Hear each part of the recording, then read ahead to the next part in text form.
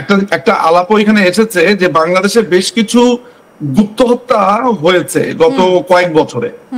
সেটা আপনার যে পাবনার যে ঈশ্বরদীতে যে রূপপুর পরমাণু যেই কেন্দ্রটা আছে সেখানে, এছাড়া পদ্মা সেতুতে যেই কাজগুলো হয়েছে সেখানে বেশ কিছু চাইনিজ যারা প্রকৌশলী ছিল, চাইনিজ এক্সপার্ট ছিল, তাদের বেশ কিছু রহস্যজনক মৃত্যু হয়েছিল। আমি পার্টিকুলারলি হাফিজার কথা না বললেও সেখানে কোনো ধরনের হানি ট্র্যাপ বা পাকিস্তানি কোনো কানেকশন ছিল কিনা এগুলো মনে হয় আসলে খতিয়ে দেখার দাবি রাখে। কারণ বাংলাদেশের গত ৩-৪ বছরে বেশ কিছু রহস্যজনক মৃত্যু, বিশেষ করে মানে অনেক দিন ধরেই এই বিষয়গুলো সামনে আসছিল, এবার তো এটা আরো প্রকাশ্যে এলো দাদা। তো সেই জায়গায় দাঁড়িয়ে কি করছে তাহলে এখন সেনা প্রধানের কি বক্তব্য উঠে আসছে? সেনাপ্রধানের বক্তব্য এই ব্যাপারে আমার জানা নেই, কারণ বাংলাদেশে এটাও জেনে রাখা ভালো, আপনার অবগতির জন্য একটু জানানোর প্রয়োজন যে বাংলাদেশে ইতিমধ্যেই একটা টেনশন বিরাজ করছে ক্যান্টনমেন্টে। ওয়াকারকে টপল করবার একটা কথা আমরা গতকালকে রাত থেকেই শুনতে পেয়েছি, এবং ইউনূসের যে কর্মকাণ্ড, বাংলাদেশ আওয়ামী লীগকে নিষিদ্ধ করা, তারপরে আপনি তো বাংলাদেশের পলিটিক্যাল সিচুয়েশন বর্তমান জানেনই, এই পুরো ঘটনাটাতে অলরেডি ওয়াকার সাহেব ব্যতিব্যস্ত হয়ে আছেন, জেনারেলের সাথে মিটিং করেছেন। ফলে এই ডামাডোলের ভেতরেই আসলে এই ঘটনাটা ঘটে গেল, বা আওয়ামী লীগকে নিষিদ্ধ করা, ক্যান্টনমেন্টের আবার পুনরায় উত্তপ্ত হওয়া। আপনার লেফটেন্যান্ট জেনারেল কামরুল হাসান নতুন এক ভিলেন হিসেবে সামনে আবির্ভূত হয়েছে। এই আপনার সে ক্ষমতা নিতে চায়, নানান ধরনের আলাপের মধ্য থেকে আপনার এই ঘটনাটা ঘটে গেল। এবং এই ঘটনাটা আসলে ঘটেছে এই আপনার ওই কক্সবাজারের হোটেলের যারা কর্মচারী ছিল, আমরা নাম বলবো না কারণ তাদের সেখানে বড় ধরনের ক্ষতি হতে পারে, তাদের আসলে সহায়তায় আমরা এই জিনিসটা লিক করতে পেরেছি।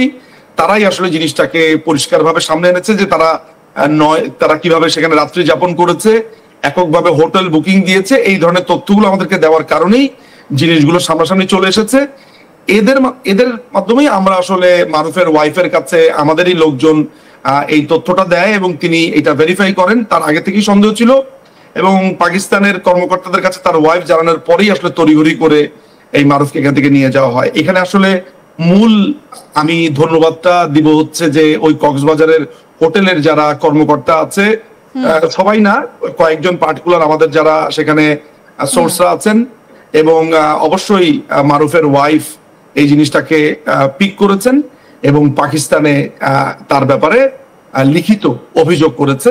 তাদের মধ্যে ব্যাপক কথা কাটাকাটি হয়েছে, ধাক্কাধাক্কি হয়েছে হাজবেন্ড ওয়াইফের মধ্যে এই নারীকে ঘিরে, এবং তার ফলেই তাকে আসলে পাকিস্তানে। কিন্তু এই মুহূর্তে দাঁড়িয়ে তাহলে কি ঘটি সাজানো হচ্ছে, আমি এটাও একটু আপনার কাছ থেকে পাশাপাশি জানতে চাইবো যে ভারত পাকিস্তান সম্পর্ক তো এই মুহূর্তে একেবারে যুদ্ধের আবহ চলছে।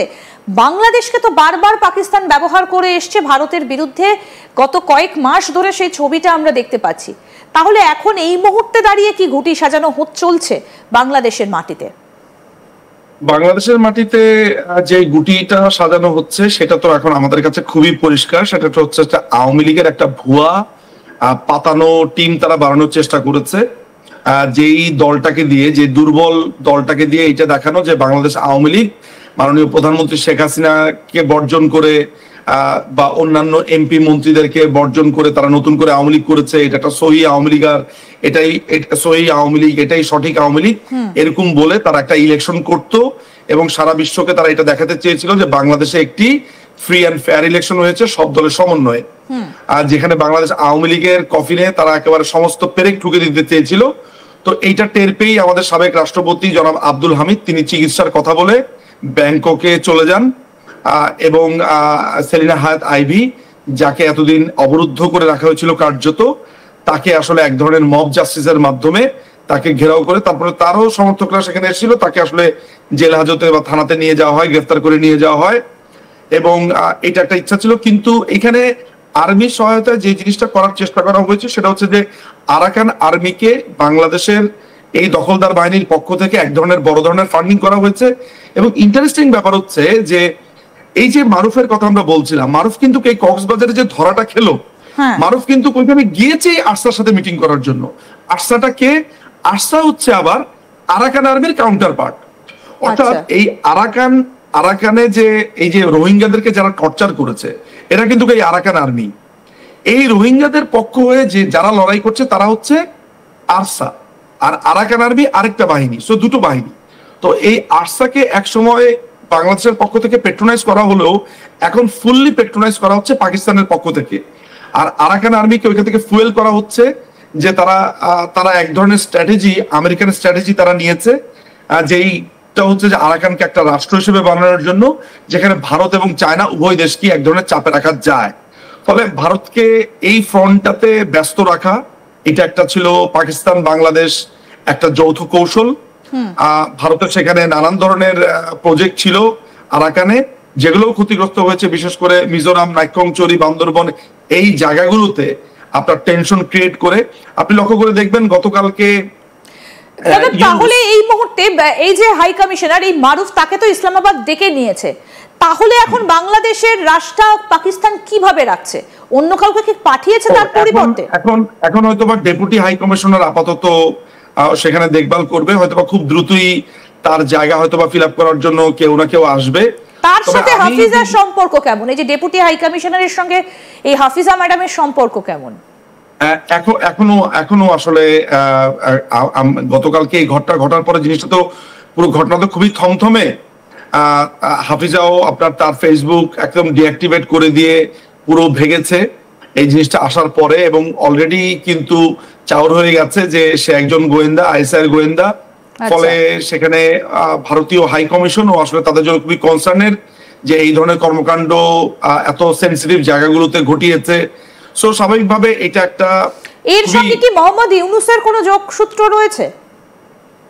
দেখুন, মোহাম্মদ ইউনূস গতকালকে নেপালের যিনি প্রতিনিধি বাংলাদেশে এসেছিল তাকে বলছে যে একটি নেপাল, ভুটান এবং 7 সিস্টার্সের সাথে একটি কমন ইকোনমিক সিস্টেম থাকা উচিত, এমন ভাবে কথা বলেছে কালকে ইউনূস যেন 7 সিস্টার্স হচ্ছে একটা আলাদা রাষ্ট্র।